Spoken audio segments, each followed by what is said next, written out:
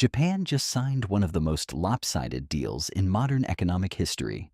They're committing $550 billion to invest in the United States. And once they've made their money back, America keeps 90% of the profits. Japan gets 10%. But here's the thing. That's not even the scary part. The scary part is this.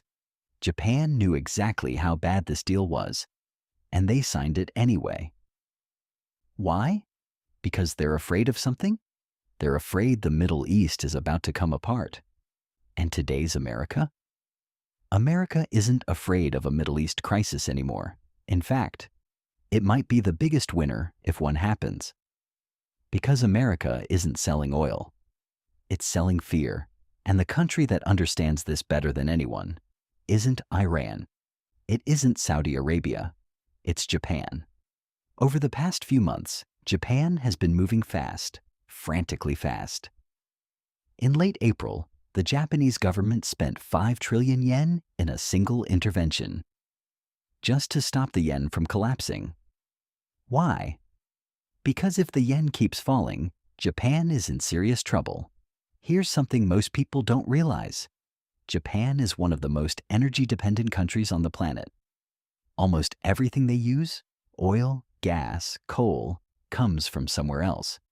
So when the yen drops, import costs explode overnight. Energy bills go up. Food prices go up. Everything goes up. But here's the trap. Japan can't let the yen get too strong either, because they still rely on exports to drive growth. So right now, Japan is caught in a brutal bind. Fight inflation or protect exports. They can't do both. It's like walking a tightrope over a cliff. But the thing that's really keeping Japan up at night isn't the currency, it's energy. In May, Japan made 2 moves that sent a very clear signal. The first, they started buying American crude oil at a premium. The first U.S. tanker has already docked in Tokyo Bay. Over the next 2 years, Japan plans to quadruple its imports of American oil. There's just one problem. Shipping oil from the U.S. to Japan costs more than 3 times what it costs from the Middle East. This doesn't make any business sense, because this isn't a business decision. It's a political one.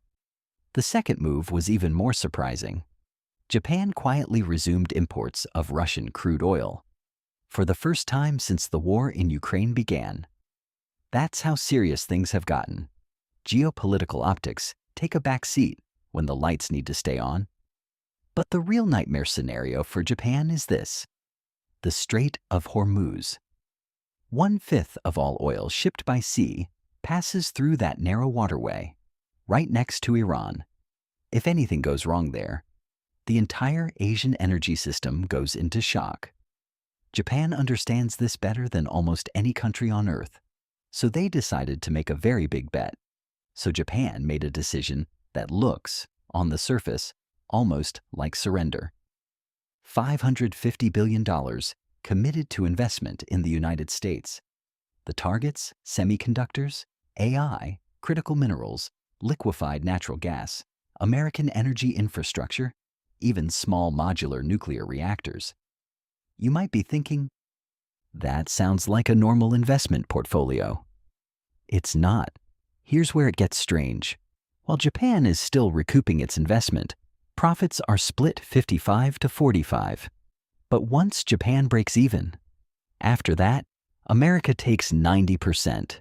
Japan takes 10%. Would you sign that deal? Japan did. Because this isn't an investment. It's a protection payment. Japan is telling Washington in the clearest terms possible, our energy security is in your hands now. And that is the brutal reality of how the world works today. Alliances are real, but they have price tags. America is willing to accept this arrangement because it's no longer the country that used to panic at every Middle East flare-up. Something fundamental has changed. A lot of people are still operating on an outdated map. The old assumption? Middle East goes sideways, America suffers. That's not true anymore, because of the shale revolution. In 2025, The U.S. produces around 13.6 million barrels of crude oil per day, more than any other country on Earth. 70% of that comes from shale. Natural gas is an even bigger story. U.S. production has surged 60% over the past decade. After Russia's invasion of Ukraine, America became the world's largest exporter of liquefied natural gas. But here's the problem that came with all that success. The U.S. now has more energy than it knows what to do with. How much? In 2024, spot prices for U.S. natural gas in some markets dropped to just 12 cents per unit, practically free. So here's what the U.S. actually needs: not more energy production. Higher global energy prices. Every time tensions spike in the Middle East, Europe and Asia panic. And American LNG tankers sail in to fill the gap at a premium. America isn't in the oil business, it's in the security business. And Japan's $550 billion? It's going to help build out the entire infrastructure to make that business run even smoother. That's the real logic underneath all of this. And here's the thing. The major players in the Middle East have figured this out too. Take the UAE.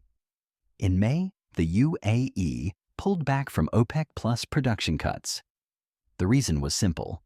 In a period of geopolitical tension, oil carries a war premium. That's a window. And they want to take advantage of it. But the UAE is also playing a longer game.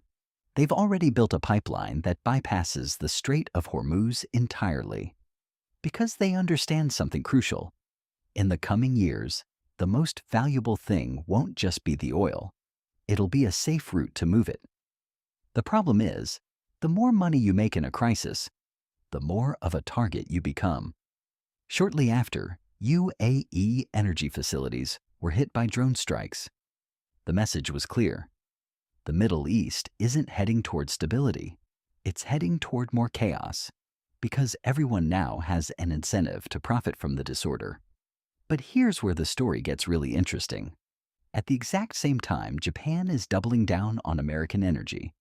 It's also doubling down on Chinese clean energy. Nissan has announced it will use China as its core hub for EV development and exports. Mazda is doing the same. Why?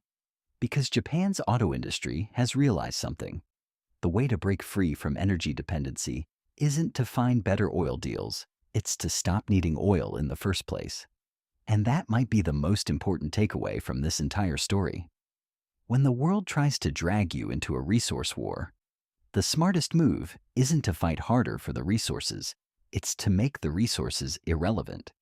We're entering a very cold-blooded era in global economics. Some countries are profiting from war. Some are profiting from fear.